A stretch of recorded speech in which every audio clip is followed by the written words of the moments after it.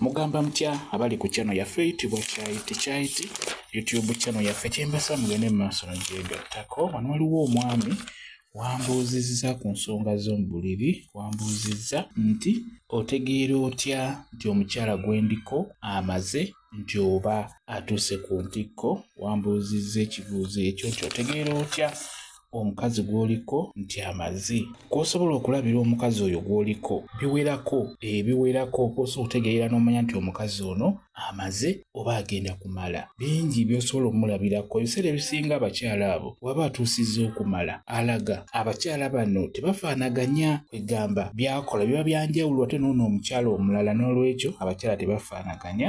Naye nga kosobola okulabira mukazi wo nti amaze oba atuuse ku ntikko, nga kisookera ddala kinina osooka obbabuuliramu abasajja ng'oyagala akifune ekyo oba okirabeko, oba omukyala yennyini akugambye nti mmaze, kyandibadde kikulu nnyo omulage ebyo ebituufu ebibeera mu mukwano. Muwe obudde nga muli mu nsonga ezo ate omukwate bulungi, ajja kutuuka bulungi nnyo ku ntikko. Mulimu abakyala abalwawo okumala, ate mulimu abakyala abo abatonotono abamala amangu, naye mulimu abakyala ng'oteekeddwa okumulaga kye bayita okumukola obulungi. Bw'oba oyagala olabe ng'amala, abo be basinga obungi, ng'oteekeddwa okumukola obulungi wamu n'okumuwa obudde, ate ng'omukola ebyo byennyini ebituufu omukyala oyo abeera ajja kumala. Abo be basinga obungi. Bano abamala amangu batono nnyo nga bwe mukiwulira. N'olwekyo kimanye nti buli mukyala gw'oli naye abeera amala bulungi nnyo, gw'omusajja gw'abalemeddwa okumaza mukazi oyo oba omukazi oyo gw'oli naye.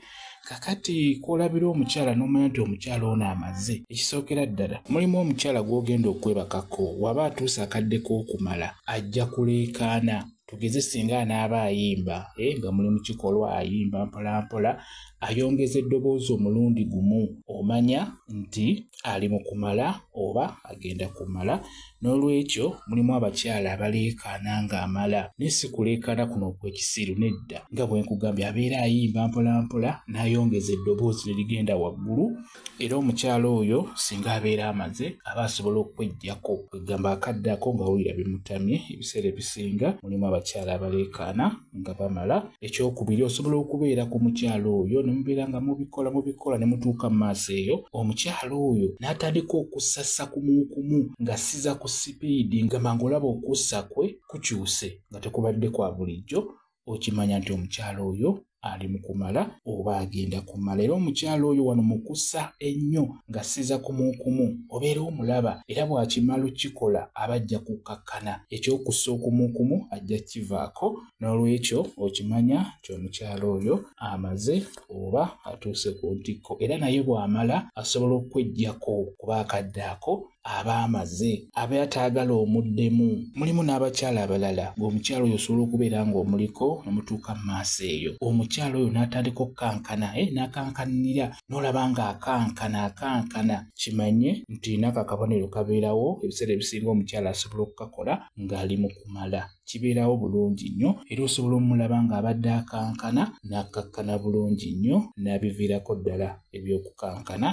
Ebiseera ebisinga omukyala ono bw'amala batera otusindika eri, kwegamba akweggyako, olw'ensonga ti akadde ako kino ky'obadde omukola abeera akyetamiddwa, aba takyakyagala. Kasita atuuka ku ntikko aba takyakyagala. Era ggwe omusajja singa olaba nga mukazi wakikola tomukaka, muleke akakkane bulungi nnyo. Mulimu n'abakyala abalala ng'osobola okubeera ku mukyala mubeera muli mu kikolwa, n'atuuka mu maaso eyo, n'atuuka n'akukwata n'akunyweza nnyo. Ebiseera ebisingira n'abo abakyala batera okukikola ng'abadde atuuka ku ntikko. Asobola okukunyweza n'akunyweza, asobola okukunyweza ate n'agattako n'okuwuluguma. Olina okimanya nti omukyala oyo ali mu kumala.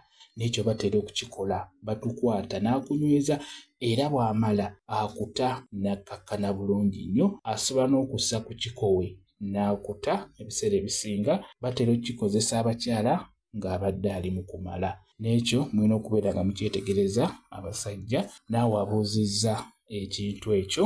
Ekirala, omukyala oyo asobola obutanyeega kigambo kyonna naye n'akusukuma eri n'akweggyako. Ebiseera ebisinga nabo abakyala mwebali muba muli mu kikolwa nga munyumirwa bulungi naye n'akusindika omulundi gumu n'akweggyako. Ebiseera ebisinga nabo abakyala mwebali era naye abeera amaze, abeera atuuse ku ntikko. Tomukaka gw'omusajja, tokaka mukyala singa aba akoze ekintu ekyo. Omukyala ono buli bw'amala ebyo by'obadde omukola aba takyabyagala akadde ako, muleke mmwe mukadde. Ebyo bye njagadde okubeera nga nkubuulira.